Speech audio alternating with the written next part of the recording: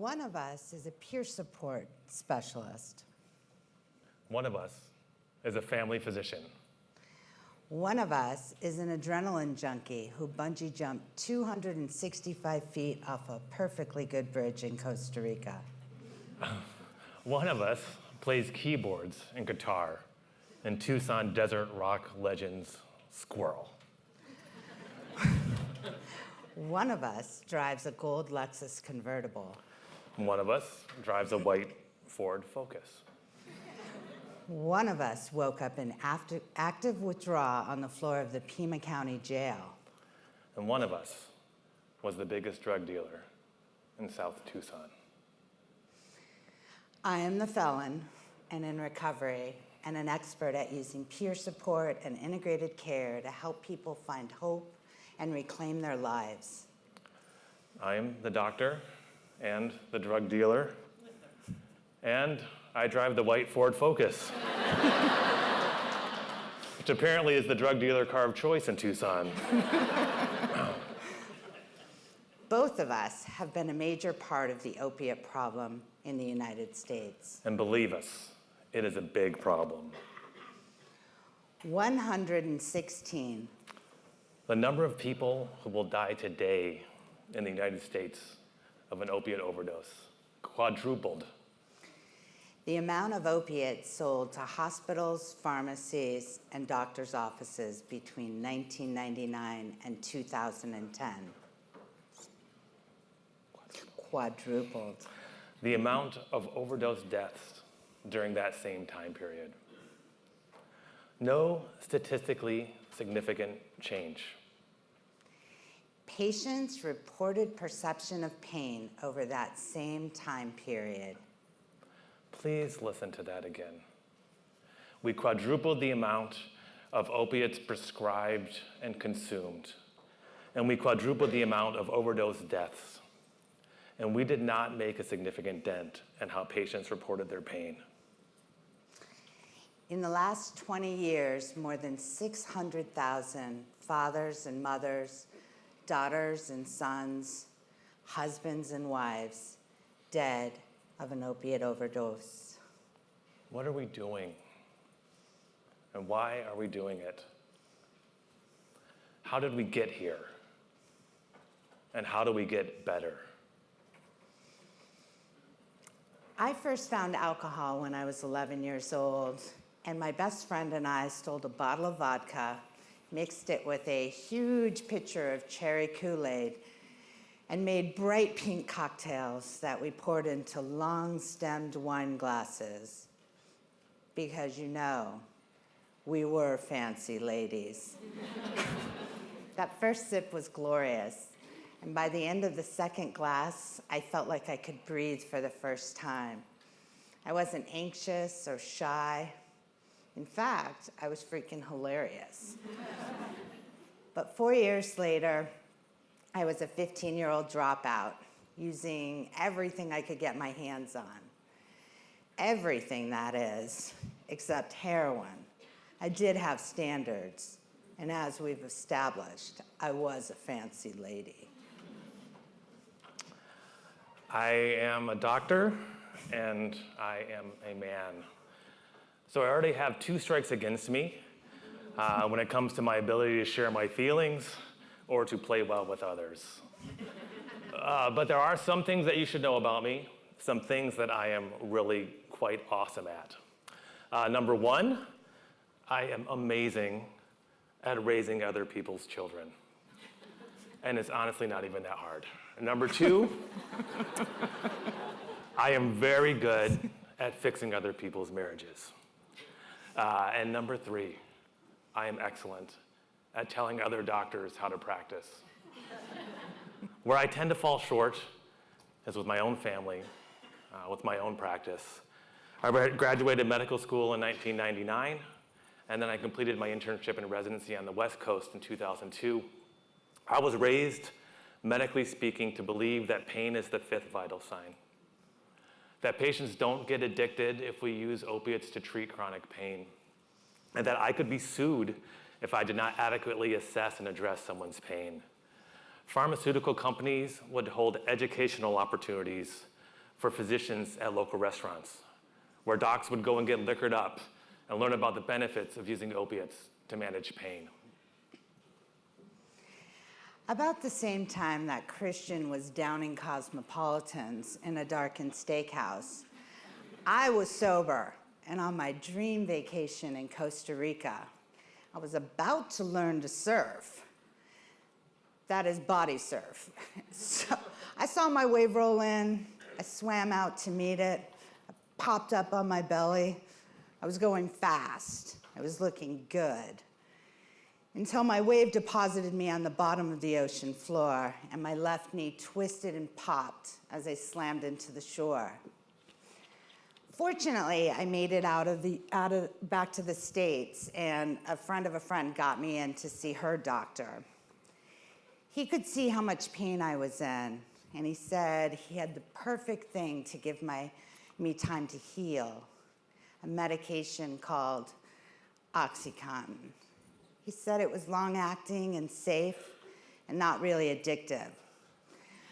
I was down with that and not really concerned about addiction because I'd been sober for years and opiates had never been my thing. So I rode the OxyContin wave for the next 8 months until my doc decided it was time to cut me off. We didn't talk about titrating down, no detox, no peer support or pain management classes. I knew I couldn't manage my life without those pills. My children's father was a social worker, and he had his own issues with pain and addiction. My days were spent trying to acquire the medication I now needed to function. But sometimes your sources dry up. And unfortunately, there is a solution. It's much cheaper and widely available. My last holdout, heroin. It's actually a lot easier for my brain to justify that first hit. And you know what? It works great. My pain is in control. I'm in control. And that makes the next hit that much easier. And pretty soon, a tiny bump here and there, and I have a daily heroin habit. One rainy afternoon, I arrived home. My house was still and quiet. My kid's dad was asleep on the big blue beanbag chair in the living room. I walked over to him and pulled the blanket up over him. And when I touched his hand, it was cold and blue. And it was suddenly very clear to me that he was gone and not coming back. And our family, as we had defined it, was gone and not coming back. I lose it. I lose that last bit of control I have over those urges. And I hit it hard for days and days. Not long after that, I wake up shivering and shaking on the floor of the Pima County Jail.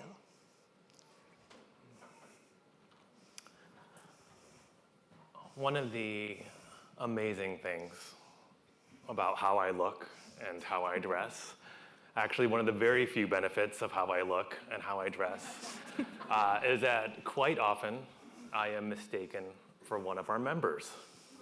I have found that this works great when establishing rapport with patients, as we are able to discuss our favorite rock bands, our tattoo artists, facial hair or piercings. I love my patients, and they seem to love me.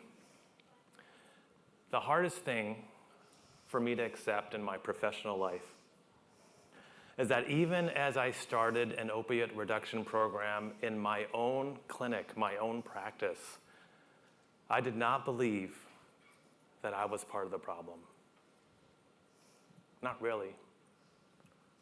I want to show you, to tell you the exact minute that I realized that I was the drug dealer. Step with me to a busy primary care practice on the south side of Tucson, the wrong side of Tucson. We are seeing Jess. She's a 26-year-old mother of 3. She is wearing a dark blue University of Arizona Wildcats sweatshirt and in her hands, she nervously fiddles with a pink envelope.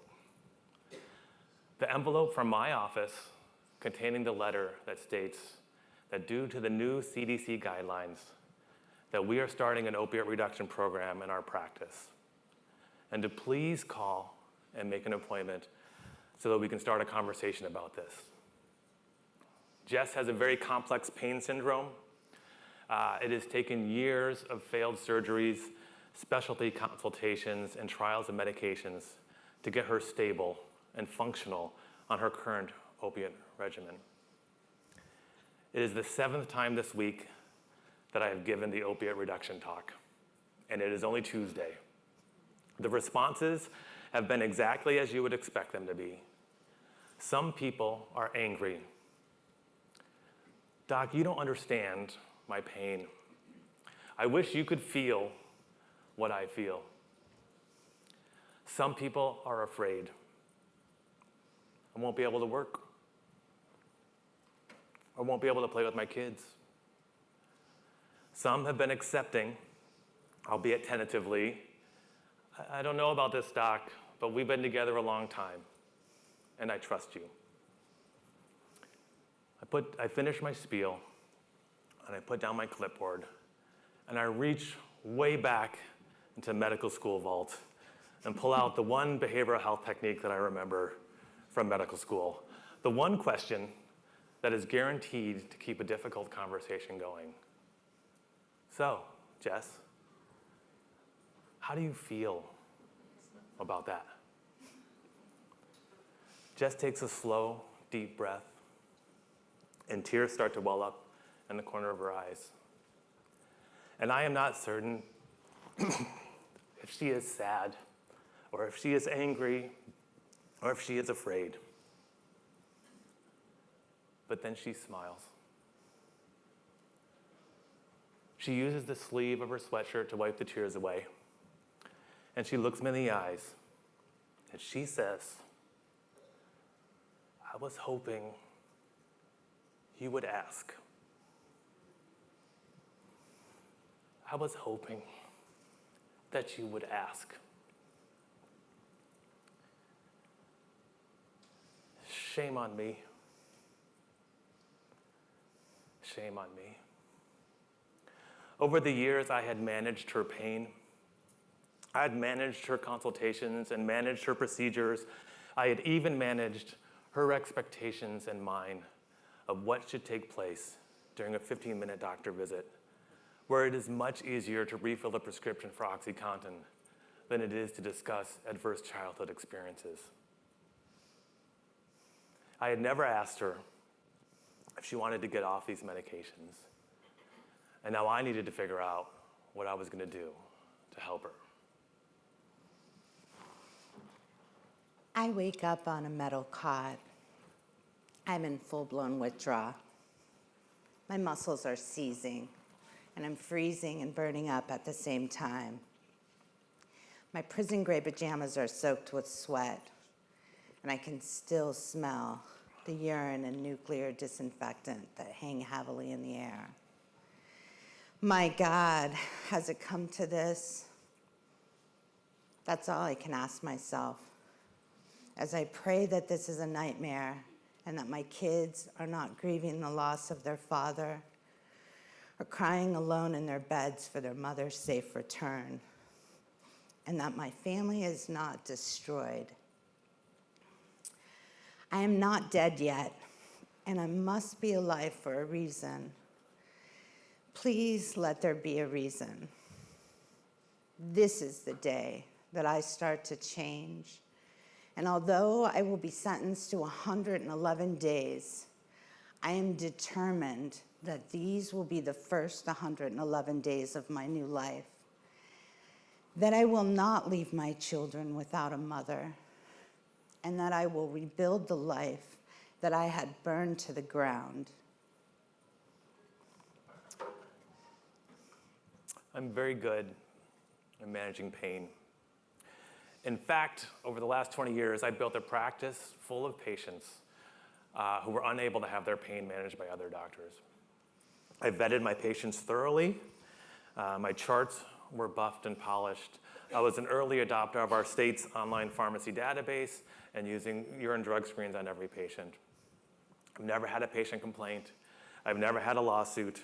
And I guarantee that if any lawyer or insurance company or peer reviewer had looked at my medical records, that they would be 100% convinced that my course of action was the appropriate course of action. My patients and I were our own island of misfit toys. And I was the leader, my Santa beard apparently, and I love that job. I love taking care of my patients and their families. But in reality, we were not getting the results that we wanted. In reality, my patients' pain scores were not improving significantly, if at all.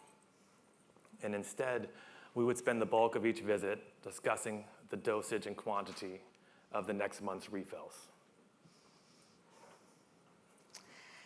I had been through multiple treatment centers, ranging from downtown homeless shelters to the Four Seasons of detox.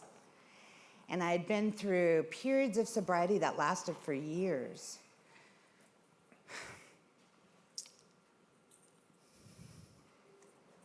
And I had a tremendous amount of knowledge about addiction and its effects on individuals and families. What I didn't have was perspective, the point of view that I now had from my jail cell. I could now see that I was the wave that slammed into my family's life and injured and damaged them. With this new point of view, I was able to reach out to peers, people who had been where I was and were able to find a way out, a way to find meaning and purpose out of the darkness that they had experienced. When I was in medical school and new to the hospital wards, a fairly typical scenario would occur. And it would often start like this. I would ask the attending physician a question, "Doctor, why does Mrs. X have low sodium?" The doctor would pause, maybe look down over his or her reading glasses, and then say something like, "You know what, Christian? That sounds like a good learning issue for you." I then knew that my evening was shot, and I would be spending 2 to 3 hours that night preparing a presentation on low sodium that I would then give to the team at Morning Report the next day. When I became an attending physician myself, I was surprised to learn that the term learning issue is actually secret code. Secret code that we deploy when we do not know the answer to the question being asked, and we need time to look it up ourselves. I have found that this works awesome in parenting, especially with my kids' math homework. I have found that it does not work as well in my marriage. My wife's right there. For example, Christian,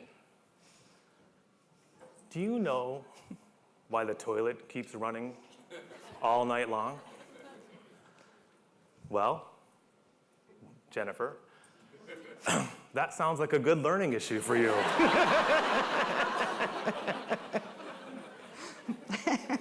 My learning issue became, how do I get my patients off opiates safely?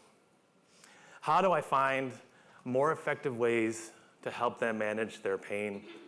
I was consumed, I was passionate, and the awesome thing about being chief medical officer of a company that I started is that really, who was going to tell me no? I went to our next interdisciplinary team meeting, and I sprung my ideas on them with the vigor of a televangelist.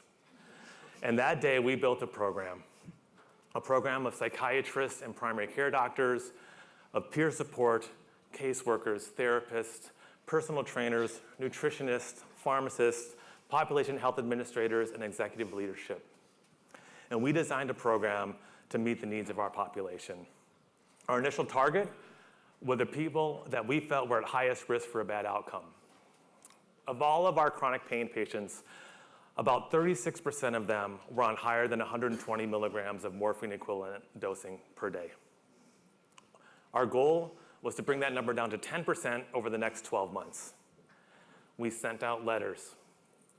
We changed our policies and our procedures, and we wrapped intensive services around these members and their families. We took that number from 36% down to 7%. Not in 12 months, but in 6 months. The average pharmacy spend for those patients on their pain medications went from about $1,600 a month to $500 a month. This is my favorite slide. I don't know if you can see the green in the middle there. Starts at 240. And actually that number starts much higher. These are our top 5 patients on opiates, or chronic opiates. And that dude is Albert. And Albert weighs about 500 pounds, and he has a giant Duck Dynasty beard that puts mine to shame. He did not want to hear about our little program. He did not want to talk about coming off of opiates. He did not want to talk about reducing his medication. But he kept showing up. And we kept reducing. And as of today, he has been entirely off all controlled substances for 18 months.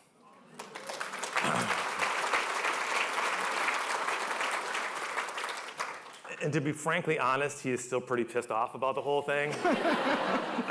But I think even he would admit that his pain is not markedly worse than it was when he was on over 300 milligrams of morphine equivalent a day.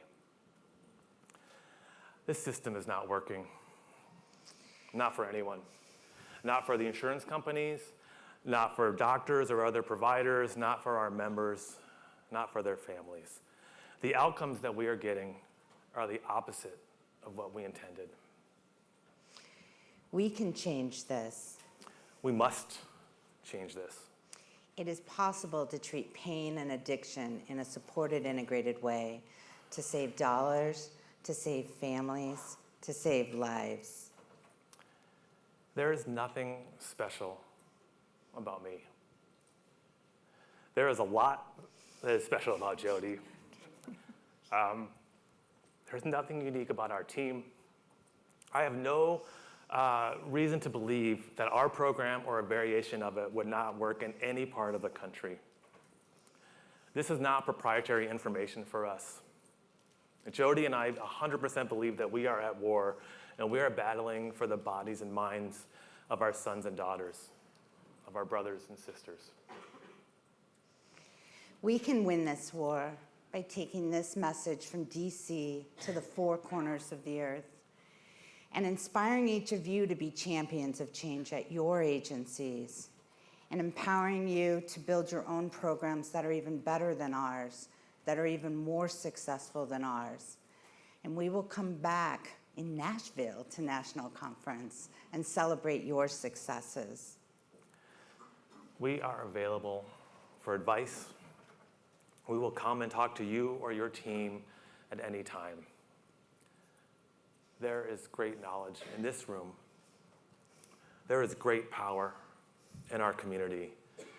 And there is tremendous motivation to solve this problem. And we will solve this problem for our members, for our families, and for our countries. Thank you.